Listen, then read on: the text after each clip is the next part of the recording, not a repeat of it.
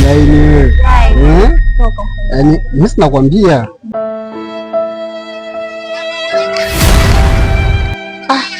Ule si mke wangu ule. Kuna mtoto mzuri. Sasa ngoja nimpigie simu. Nione atasemaje. Atasema yuko wapi. Ngoja nimpigie simu sasa. Yaani huyu mshenzi kila siku anajifanya nimechoka. Sasa ningetaka vitu vyangu. Analala. Mimi namfanya kama vile nafanya maiti bwana. Sasa ngoja nimteste afu nimuone atasemaje. Ni wanawake hao. Kuto kutuita sisi mambwa. Kumbe na wao wenyewe wana tabia za kimbwa mbwa. Bwana hivyo hivyo. Nani? Mume wangu anasikia. Pokea simu. Halo mke wangu. Mambo.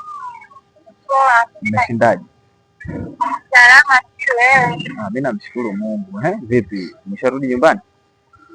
Niko kazini mwanangu, kuna kazi. Bado uko kazini hadi sasa hivi hujatoka? Kuna kazi kubwa sana. Jamani, pole. Asante. Basi sawa, utanikuta nyumbani.